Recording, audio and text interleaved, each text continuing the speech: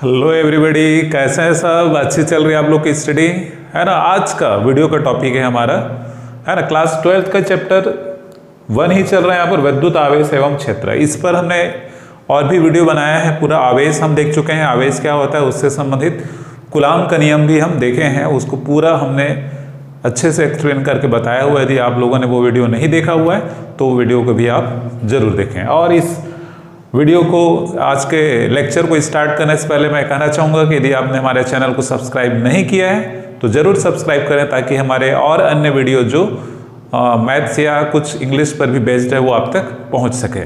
चलिए देखते हैं यहाँ पर वैद्युत क्षेत्र क्या होता है। वैद्युत क्षेत्र को ई से डिनोट करेंगे। तो जैसे हम जनरली कोई आवेश देखें, किसी, चलो एक प्लस के आवेश कहीं पर हम स्थित है ऐसा मानकर चलें, तो ये एक प्लस के आवेश है, तो इसके चारों तरफ एक ऐसा इसका इन्वायरमेंट बन जाता है, इसका एक क्षेत्र बन जाता है, ठीक है ना। जैसे ये इसके चारों तरफ मान लो एक ऐसा क्षेत्र बन गया, तो इस क्षेत्र में कोई और आवेश लाते हैं, है ना, सपोज आवेश Q लाते हैं, तो इस आवेश Q पर इसके कारण क्या लगेगा? बल लगेगा। कूलाम के नियम से हमने देखा है कि दो आवेश मान लो कहीं पर आसपास स्थित हैं तो एक दूसरे पर बल लगाएंगे, या तो आकर्षण का बल होगा या फिर प्रतिकर्षण का बल होगा, ठीक है। तो किसी आवेश को कहीं पर रखा जाए तो उसके चारों ओर, है ना, इसकी परिभाषा हम क्या देंगे? किसी आवेश के चारों ओर का वह क्षेत्र जहां तक उसके प्रभाव को महसूस कर सकते हैं, या जहां तक उसका प्रभाव रहता है, वो क्या होता है? विद्युत क्षेत्र, ठीक है। तो जनरली यहां पर विद्युत क्षेत्र में क्या करते हैं, है ना, जैसे ये एक प्लस Q चार्ज है, इस तरफ यहाँ पर, है ना, विद्युत क्षेत्र की इसमें तीव्रता निकाली जाती है ना। विद्युत क्षेत्र या विद्युत क्षेत्र की तीव्रता का है मतलब एक ही होता है ना ये। तो इसके लिए यहाँ पर एक परीक्षण आवेश की बात करते हैं, है ना। सबसे पहले इसकी परिभाषा, विद्युत क्षेत्र की परिभाषा क्या देंगे? किसी आवेश के चारों ओर का वह क्षेत्र जहां तक उसके प्रभाव को महसूस किया जा सके, या जहां तक उसका प्रभाव रहता है, ठीक है। अब विद्युत क्षेत्र की तीव्रता, है ना, कभी कभी विद्युत क्षेत्र की तीव्रता या विद्युत क्षेत्र हम ई ही लेकर चलते हैं, पर, है ना, तो इसके लिए क्या करते हैं? एक परीक्षण आवेश, और दूसरा ये आवेश जो है इसको कहा जाता है स्रोत आवेश, है ना। मतलब यहां पर विद्युत क्षेत्र जो निकालना है, विद्युत क्षेत्र की तीव्रता निकालनी है, वो किसके कारण है? इसके कारण। परीक्षण आवेश जो होता है ना, इसको टेस्ट चार्ज कहते हैं। ये टेस्टिंग के लिए ला रहे हैं ना, टेस्ट करने के लिए इसको यहां पर लाया जाता है। ये परीक्षण आवेश बहुत ही अल्प परिमाण का होता है ना। इसका स्वयं का विद्युत क्षेत्र होता भी है तो वो इतना कम होता है कि इसके विद्युत क्षेत्र के प्रभाव को वो प्रभावित नहीं करता है, ठीक है। परीक्षण आवेश मतलब एक बहुत ही अल्प परिमाण का आवेश होता है, इसको जनरली Q0 से दर्शाते हैं, ठीक है। तो यहां पर परीक्षण आवेश को Q0 से दर्शाते हैं, पर जब हम इसकी परिभाषा देते हैं, विद्युत क्षेत्र की तीव्रता की परिभाषा देते हैं, तो वहां पर एकांक धन आवेश की बात आती है। मतलब जैसे ये एक आवेश, स्रोत आवेश पहले से रखा हुआ है, इसके किसी बिंदु पर एक एकांक धन आवेश रखा जाए, तो जाहिर सी बात है इस पर कौन सा बल लगेगा? प्रतिकर्षण। ये भी धन में है, ये भी धन में, दोनों बीच क्या लगेगा? प्रतिकर्षण बल कार्य करेगा। तो विद्युत क्षेत्र की तीव्रता की परिभाषा क्या देते हैं? विद्युत क्षेत्र में एकांक धन आवेश जितने बल का अनुभव करता है, उस बल को क्या कहते हैं? विद्युत क्षेत्र की तीव्रता कहा जाता है ना। तो यदि आवेश की बात करें, हम एकांक धन आवेश न लेकर कोई आवेश Q की बात करें, तो उस आवेश Q0, है ना, यहां पर एक परीक्षण आवेश Q0, है ना। इसकी जो परिभाषा है उसको ध्यान देखना। परिभाषा ऐसा है कि एकांक धन आवेश पर लगने वाला बल, पर यहां पर एकांक धन आवेश ही हो ऐसा कोई जरूरी नहीं है, उसके अलावा कोई भी आवेश हो सकता है। कि जैसे परीक्षण आवेश पर बल, परीक्षण आवेश कितना है यहां पर? Q0, पर बल F हो तो उस केस में जो विद्युत क्षेत्र की तीव्रता E बराबर F अपान क्या हो जाएगा, Q0, है ना। विद्युत क्षेत्र की तीव्रता E equal to F upon Q0, ये विद्युत क्षेत्र की तीव्रता का फार्मूला होगा और इसको हम सदिश रूप में लिखेंगे। ये एक सदिश राशि है ना। E equal to F upon Q0, ये एक सदिश राशि है तो इसकी दिशा है वो किस तरफ होगी, F की दिशा में, ठीक है ना। F की दिशा मतलब परीक्षण आवेश पर जिस तरफ बल लगेगा, इस परीक्षण आवेश पर मतलब सपोज बल इस तरफ लगता है तो E का डायरेक्शन भी इधर ही होगा, ठीक है। इसका और भी कुछ मात्रक वगैरह देख सकते हो। SI पद्धति में क्या हो जाएगा, बल बटे क्या है, आवेश है, न्यूटन पर कूलाम, है ना, न्यूटन कूलाम इनवर्स ऐसा लिख सकते हैं। इसका और क्या लिख सकते हैं, विमी सूत्र लिख सकते हो। क्या होता है, जैसे न्यूटन बल का विमी सूत्र यहाँ पर ऊपर बल है तो ये M/L/T-2, 11th क्लास में आप लोग पढ़े हैं। ये क्या है, आवेश है, आवेश बराबर धारा गुना क्या होता है, समय, धारा का एम्पियर इनटू टाइम, ठीक है। तो ये हो जाएगा M/L/T-3 हो जाएगा A-1, तो M/L/T-3 A-1 ये होगा यहाँ पर, है ना, ये होगा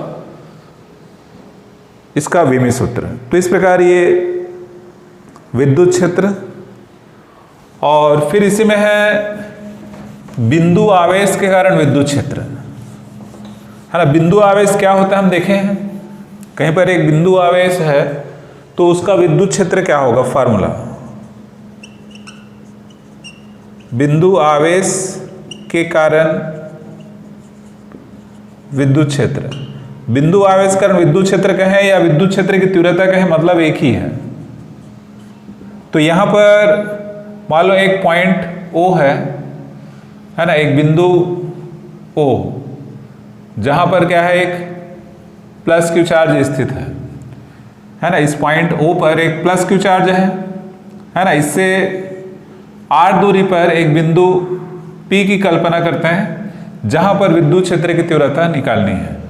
तो विद्युत क्षेत्र की तीव्रता निकालने के लिए यहां पर क्या रखते हैं, एक परीक्षण आवेश Q0। तो कूलाम के नियम से क्या हो जाएगा,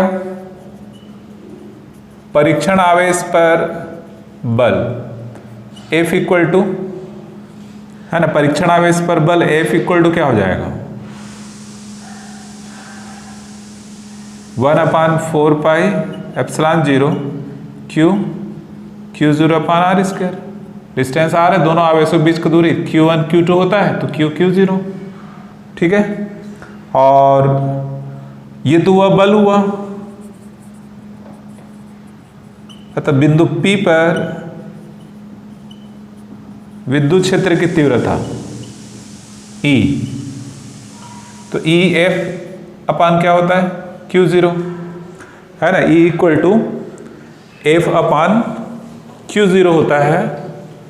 तो क्या हो जाएगा, इसमें F का वैल्यू पुट कर देते हैं तो ये हो जाएगा E इक्वल टू ये 1/Q0 इंटू F का वैल्यू यहाँ पर है 1/4 पाई एप्सिलॉन 0 Q0 अपान R स्क्वायर। ये Q0 कैंसिल होगा तो E इक्वल टू बचेगा 1/4 पाई, है ना, E equal to 1/4 pi epsilon 0 Q upon R square, है ना। E equal to 1/4 pi epsilon 0 Q upon R square. तो ये होगा बिंदु आवेश के कारण किसी बिंदु पर विद्युत क्षेत्र की तीव्रता। तो ध्यान रखना, विद्युत क्षेत्र की तीव्रता यहाँ पर किसके कारण होती है, स्रोत आवेश के कारण होती है किसी बिंदु पर, है ना। स्रोत आवेश और दूरी पर निर्भर कर, दूरी पर इसको सदिश रूप में लिखेंगे तो ऐसा लिख सकते हैं, है ना। यहाँ पर एक इकाई सदिश लगा दो, इकाई सदिश जिसकी केवल दिशा होती है, परिमाण 1 होता है। एप्सिलॉन 0 क्या है आप जानते हैं, वायु या निर्वात की निरपेक्ष विद्युतशीलता होती है। तो ये हो जाएगा यहाँ पर परीक्षण आवेश, ठीक है। और यदि इसको है ना, यहाँ पर ये वायु निर्वात के लिए है, इसको परावैद्युत माध्यम में लें तो उस केस में इसको मान लो ई डैश लिखें तो ये 1/4 पाई एप्सिलॉन 0, साथ में क्या आएगा, के भी आएगा, Q/R², है ना। ये केवल ऐसा था, अब ये ऐसा हो गया। क्या चेंजेस आया यहाँ पर, इसमें के नहीं था, ये वायु निर्वात के वाले केस में था। ये किसी अन्य माध्यम है, परावैद्युत माध्यम है, तो E dash equal to 1/4 pi epsilon 0 K, है ना। इसको मान लो समीकरण 1 दे दो, इसको समीकरण 2, तो 1 व 2 से, या 1 को 2 से भाग दे दो, है ना। समीकरण 1 भागित 2, है ना। दोनों में एक जैसे है, अंतर केवल क्या है, के का अंतर है, मतलब ई बटे ई डैश बराबर क्या हो जाएगा यहाँ पर के। इसके पहले के लेक्चर में, इसके पहले के वीडियो में हमने के का फार्मूला निकाला था। के का फार्मूला कैसे निकाला था वहां पर, के बराबर F/F डैश। एक और फार्मूला के बराबर क्या आता है, एप्सिलॉन 0। तो ये के का फार्मूला नंबर 3, मतलब बिंदु आवेश के कारण वायु निर्वात में विद्युत क्षेत्र की तीव्रता तथा बिंदु आवेश के कारण किसी अन्य माध्यम में विद्युत क्षेत्र की तीव्रता का अनुपात उस माध्यम के परावैद्युतांक के बराबर होता है। तो ये परावैद्युतांक, जिसको और क्या कहते हैं, आपेक्षिक विद्युतशीलता भी कहा जाता है, एप्सिलॉन R से दर्शाते हैं ना। के को एप्सिलॉन R ऐसा भी लिखते हैं, ठीक है। तो वो एक ही है। तो इस प्रकार ये बिंदु आवेश के कारण विद्युत क्षेत्र की तीव्रता और विद्युत क्षेत्र की तीव्रता के पदों में यहाँ पर परावैद्युतांक को इस प्रकार से परिभाषित कर सकते हैं। और चीज इसमें एक चीज हम देखेंगे कि जैसे यहाँ पर हमने विद्युत क्षेत्र निकाला हुआ है, तो इस पॉइंट पर जो विद्युत क्षेत्र की तीव्रता का डायरेक्शन ऐसे होगा, ठीक है। अब इसको भी समझ लो ये कैसे होगा, है ना। कैसे होगा कि जैसे यदि कोई वस्तु उसमें प्लस चार्ज है तो विद्युत क्षेत्र का डायरेक्शन है वो उससे त्रिज्यीय दिशा में यहाँ पर बाहर की ओर ऐसे होगा, है ना। ये विद्युत क्षेत्र का डायरेक्शन है सर। यदि ऋण आवेश होगा तो उस पर विद्युत क्षेत्र ऐसे होगा, ठीक है ना। इसको आगे भी हम देखेंगे विद्युत क्षेत्र, ठीक है। तो और इसमें एक टॉपिक हम और कवर करेंगे आज के वीडियो में, वो होगा विद्युत बल रेखाएं, है ना। कि विद्युत बल रेखाएं क्या होती हैं, वो भी इसी के अंतर्गत आएंगी। विद्युत बल रेखाएं ये हमारा अगला टॉपिक है ना। हमने विद्युत क्षेत्र देखा, तो विद्युत क्षेत्र से क्या क्लियर होता है कि कोई आवेश कहीं पर है तो उसके आसपास विद्युत क्षेत्र होता है और उस विद्युत क्षेत्र का एक निश्चित दिशा भी होता है ना। तो जो विद्युत बल रेखाएं एक्चुअली क्या होंगी, ये काल्पनिक रेखाएं होती हैं, हमको दिखती नहीं है, ये केवल कल्पना में ऐसा हम कह सकते हैं। कि अब चलो एक बात करते हैं, यहाँ पर एक प्लस क्यू चार्ज यहाँ पर हमने रख दिया है ना। एक प्लस क्यू चार्ज इस पॉइंट पर है। अब इस पॉइंट पर एक प्लस क्यू चार्ज है, तो यहाँ पर एक परीक्षण आवेश या एक एकांक धनावेश को रखें, तो इतना तो हम जान गए हैं कि दोनों आवेश एक जैसे हैं तो उनके बीच क्या लगेगा, प्रतिकर्षण बल। तो ये एकांक धनावेश है वो बहुत ही अल्प परिमाण का है, तो इसके कारण जो इस पर बल लगेगा तो इस बल के प्रभाव से ये क्या करेगा, गति करने लगेगा। जिस दिशा में बल लगेगा उस दिशा में वो गति करेगा, ठीक है।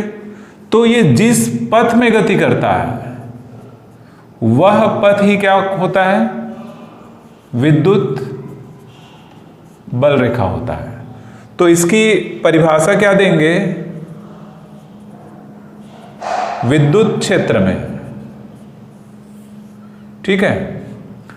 मतलब विद्युत बल रेखाएं वह काल्पनिक, और साथ ही साथ एक शब्द इसमें आएगा निष्कोण वक्र, स्मूथ कर्व, है ना। विद्युत बल रेखाएं वे काल्पनिक व निष्कोण वक्र होती है जिस पर स्वतंत्र एकांक धनावेश गमन करता है। गमन करता मतलब गति करता है या गति कर सकता है। एक बार और सुन लो ध्यान से। विद्युत बल रेखाएं वे काल्पनिक व निष्कोण वक्र होती हैं जिस पर स्वतंत्र एकांक धनावेश गमन करता है। क्लियर है। अब जैसे ये धनावेश यहां पर रखा है, वो जिस पथ में जाएगा आगे सीधा भी जा सकता है या और मान लो बदल दे अपना डायरेक्शन, तो जिस पथ में जाएगा वो पथ क्या होगा, विद्युत बल रेखा होगा, है ना। जैसे हम मान लो एक धनावेश और एक ऋण आवेश की बात करें। किसी एकांक धनावेश को मान लो मैं यहां पर रख दूं, तो ये एकांक धनावेश इसके कारण क्या लगेगा, इस पर प्रतिकर्षण, इसके कारण क्या लगेगा, इस पर आकर्षण। तो हो सकता है वो ये इस पथ में ऐसे चला जाए, तो ये क्या होगा, विद्युत बल रेखा। मतलब एकांक धनावेश है, वो जिस पथ में जाएगा वह पथ विद्युत बल रेखाओं को प्रदर्शित करता है। और जैसे मान लो यहां रखें, इधर यहां पर मान लो रखें, तो ये ऐसे जाएगा। यहां पर रखें तो इस पर बल ऐसा लगेगा, पर ये ऐसे जाएगा इसमें। तो इस प्रकार ये सब आकृतियां यहां पर विद्युत बल रेखाओं की होंगी, है ना। यदि दो आवेश, एक धन आवेश और एक ऋण आवेश इस प्रकार आसपास हैं, तो विद्युत बल रेखाओं का जो पथ है, विद्युत बल रेखाओं की आकृति यहां पर इस प्रकार होगी, है ना। ये सब जो वक्र है वो विद्युत बल रेखाओं को प्रदर्शित कर रहा है, ठीक है। यदि केवल एक धन आवेश होता तो वहां पर बल रेखा ऐसे सीधा निकलता, ऐसे बाहर की ओर। यदि केवल एक ऋण आवेश होता तो उस पर बल रेखाएं अंदर की ओर आती। क्यों आती? क्योंकि ऋण आवेश की ओर एकांक धन आवेश है वो आकर्षित होता। एकांक धन आवेश को हम यहां पर रख दें तो इस तरफ आएगा ना, तो जिस पथ में जाएगा एकांक धन आवेश, वह पथ या वह वक्र क्या होता है, विद्युत बल रेखा होता है। और भी एग्जांपल जैसे ले सकते हैं, दो धन आवेश मान लो एक साथ हैं आसपास, तो यहां से बल रेखाएं कहां से, मतलब एकांक धन आवेश मान लो यहां पर है, तो इसके कारण बल इधर लग रहा है, इसके कारण बल इधर लगेगा, तो ये ऐसे ऐसे चला जाएगा, क्योंकि दोनों ही क्या करेंगे, उसको प्रतिकर्षित करेंगे। तो इसके कारण इसका पथ ऐसे होगा, है ना, ये ऐसे। बाकी बल रेखाएं तो इससे निकलेंगे बाहर की ओर ऐसे। तो इस प्रकार दो एक जैसे आवेश पास पास होंगे, दो धन आवेश यहां पर है या दो ऋण आवेश है, तो भी इसका डायरेक्शन है वो, या इसका जो आकार है आकृति जैसे बना हुआ है वैसे ही होगा, ठीक है ना। दो आवेश ऐसे हो या अलग अलग आवेश होंगे तो एक से निकलकर दूसरे में जाएगा, तो इसके गुण है यहां पर विद्युत बल रेखा के गुण, है ना। विद्युत बल रेखा के गुण है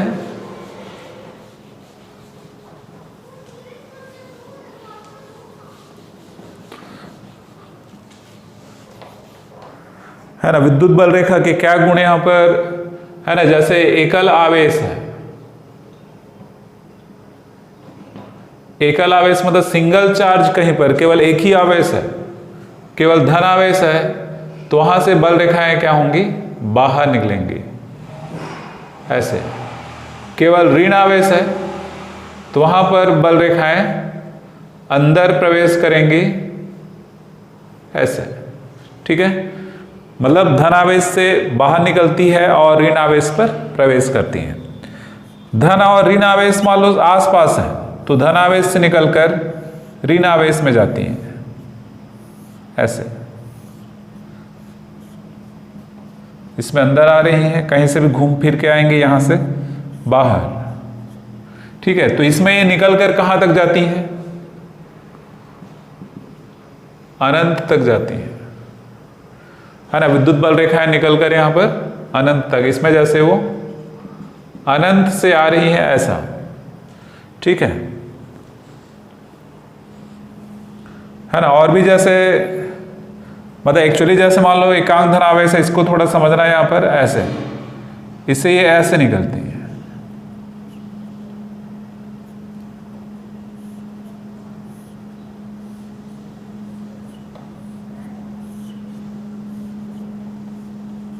है ना। और आगे जाएगा तो ये ऐसे,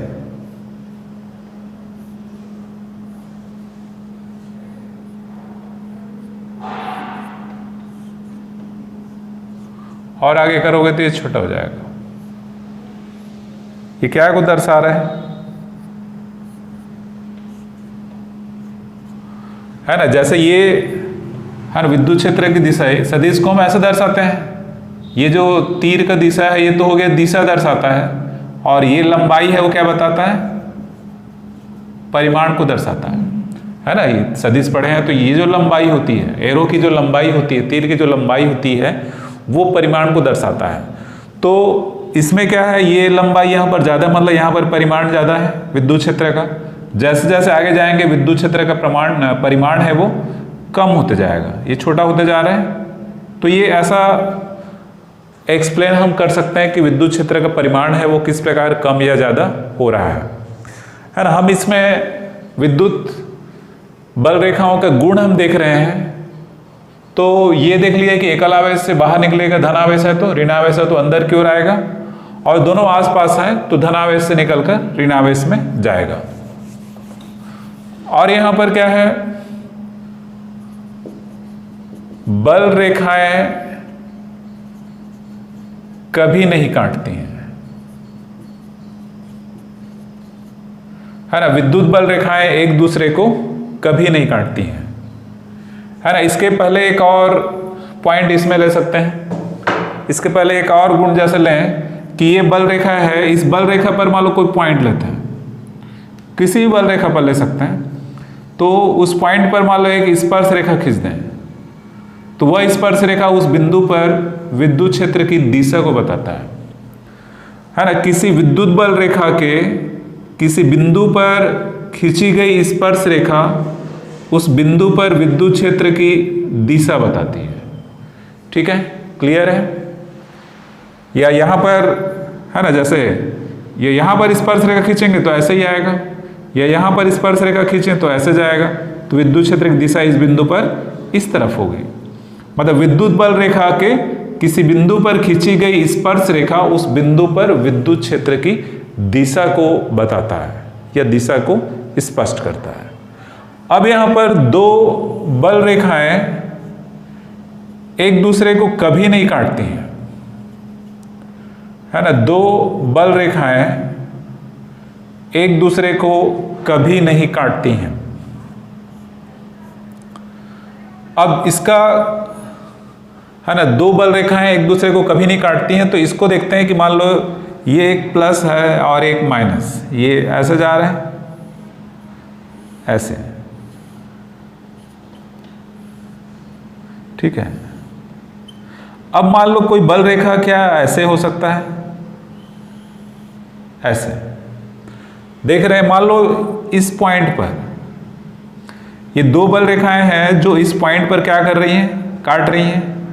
तो क्या होगा, कटान बिंदु पर हम दो स्पर्श रेखा खींचेंगे, एक तो इस रेखा पर ऐसे, दूसरा इस रेखा पर ऐसे। तो एक ही पॉइंट पर विद्युत क्षेत्र की कितनी दिशा हो रही है, दो, जो कि संभव नहीं है। मतलब एक ही पॉइंट पर विद्युत क्षेत्र की दो दिशाएं संभव नहीं है। ठीक है, इस कारण से दो विद्युत बल रेखाएं एक दूसरे को कभी नहीं काटती हैं। इसका कारण है, एक छोटा सा प्रश्न 2 नंबर के क्वेश्चन में कई बार पूछा गया है कि दो विद्युत बल रेखाएं एक दूसरे को कभी नहीं काटती हैं, क्यों। इसका आंसर है कि यदि दो विद्युत बल रेखाएं एक दूसरे को काटती हैं तो कटान बिंदु पर दो स्पर्श रेखाएं खींची जा सकती हैं जो विद्युत क्षेत्र की दो दिशाओं को प्रदर्शित करेगी। अर्थात एक ही बिंदु पर विद्युत क्षेत्र की दो दिशा होगी जो कि संभव नहीं है। तो इस कारण से विद्युत बल रेखाएं एक दूसरे को कभी नहीं काटती हैं। और यहां पर क्या खास बात है, विद्युत बल रेखाएं अपने लंबाई के लंबवत एक दूसरे को प्रतिकर्षित करती हैं। है ना। विद्युत बल रेखाएं लंबाई के लंबवत एक दूसरे को प्रतिकर्षित करती हैं। कैसे? ये देखो पास पास निकल रहे हैं, पर आगे जाने पर इनके बीच का जो गैप है वो क्या हो रहा है? बढ़ रहा है। मतलब बल रेखाएं एक दूसरे से दूर हट रही हैं, एक दूसरे को क्या कर रही हैं? प्रतिकर्षित कर रही हैं। इसके साथ साथ क्या है? ये लचकदार डोरी के समान हमेशा तनाव की स्थिति में होता है। मतलब डोरी जैसे एक स्ट्रेस्ड है ना, डोरी जो तनी हुई डोरी है, रस्सी है, उसके समान हमेशा तना हुआ रहता है, तनाव की स्थिति में होता है। ठीक है, ये ऐसे। तो ये कभी भी बल रेखा यहाँ पर ऐसे निकल कर ऐसे ऐसे आकर इसमें ऐसा नहीं होगा, ये ढीला है, तनाव की स्थिति में नहीं है। तो हमेशा खींची हुई डोरी के समान तनाव की स्थिति में विद्युत बल रेखाएं होती हैं। ठीक है, तो बहुत सारी बातें यहाँ पर पता चल गई विद्युत बल रेखाएं और उसके गुण के बारे में। इसके अलावा और भी कुछ पॉइंट इसी में है कि जैसे विद्युत बल रेखाओं से क्या पता कर सकते हैं, है ना। जैसे इसी के लिए यहाँ पर एक समान विद्युत क्षेत्र, यूनिफॉर्म मैग्नेटिक फील्ड, है ना। ये विद्युत बल रेखाओं के आधार पर अब यूनिफॉर्म या एक समान मैग्नेटिक फील्ड है ना। एक समान मैग्नेटिक नहीं, इलेक्ट्रिक फील्ड, एक समान विद्युत क्षेत्र, है ना। एक समान विद्युत क्षेत्र मतलब इसकी परिभाषा देंगे तो क्या होगा? बहुत सिंपल है, ऐसा विद्युत क्षेत्र, ऐसा विद्युत क्षेत्र जिसके प्रत्येक बिंदु पर तीव्रता बराबर होगी, समान होगी। तो इसमें बल रेखाएं यहां पर ऐसे हैं, एक दूसरे के समांतर होने के साथ साथ क्या होनी चाहिए? एक दूसरे से समदूरस्थ। इस प्रकार मान लो विद्युत क्षेत्र है, ये जो बल रेखाएं हैं समान दूरी पर है, साथ ही साथ समांतर है। तो ये जो विद्युत क्षेत्र होगा वो एक समान विद्युत क्षेत्र होगा। क्लियर है? इसके साथ साथ मान लो ऐसा है, ये विद्युत बल रेखाएं मान लो ऐसे काट तो नहीं रही हैं, पर वो इस प्रकार की आकृति में है। तो ये असमान विद्युत क्षेत्र को दर्शाता है। यदि बल रेखाएं एक दूसरे के समांतर या समदूरस्थ नहीं है तो वो असमान विद्युत क्षेत्र को स्पष्ट करता है या असमान विद्युत क्षेत्र के बारे में बताता है। तो यहाँ पर और क्या खास बात ध्यान रखना कि इसमें बल रेखाएं पास पास, जहाँ पर बल रेखाएं पास पास होंगी, इधर जाने पर बल रेखाएं दूर हो रही हैं। तो जहाँ पर बल रेखाएं सघन होगी, सघन मतलब पास पास, तीव्रता क्या होगी? अधिक होगी। जहाँ पर बल रेखाएं पास पास होंगी वहाँ पर तीव्रता अधिक। जहाँ पर बल रेखाएं विरल, विरल मतलब दूर दूर, तीव्रता वहां पर क्या हो जाएगी? कम हो जाएगी, है ना। विद्युत बल रेखाएं जहां पर पास पास होंगी, है ना, विद्युत बल रेखाओं को देखकर, है ना, यही तो विद्युत बल रेखाओं की भौतिक सार्थकता है कि विद्युत बल रेखाओं से क्या पता चलता है। तो विद्युत बल रेखाओं को देखकर हम यह पता करते हैं कि सबसे पहले विद्युत क्षेत्र एक समान है क्या? यदि बल रेखाएं समांतर और समदूरस्थ हैं तो एक समान होंगी, या समांतर नहीं है, अलग अलग दिशाओं में जा रही हैं, काटेंगी तो नहीं विद्युत बल रेखाएं, है ना। इसमें तो जहां पर बल रेखाएं पास पास होंगी, सघन होंगी, वहां पर तीव्रता ज़्यादा होंगी, और जहां पर बल रेखाएं दूर दूर होंगी वहां पर तीव्रता कम होंगी। एक और महत्वपूर्ण बात यहाँ पर जो विद्युत बल रेखाओं के गुण में है, ये इस बात थोड़ा सा छूट रहा था कि जैसे ये एक ऐसा पृष्ठ है ना, यहाँ से बल रेखाएं इसके सतह से लंबवत निकलेंगे, बल रेखाएं पृष्ठ से लंबवत निकलती हैं ऐसा। ये जैसे गोल आकार का है तो यहाँ से बल रेखाएं ऐसे बाहर निकलेंगी, ऐसे नहीं निकल सकता बल रेखा, ठीक है ना। या कोई भी आकार का है तो इससे बल रेखाएं लंबवत ही निकलेंगी, ऐसा जिस समय निकलती है वहां पर, ठीक है। बल रेखाएं किसी पृष्ठ से लंबवत ही निकलती हैं। तो ये बात हमेशा ध्यान रखना।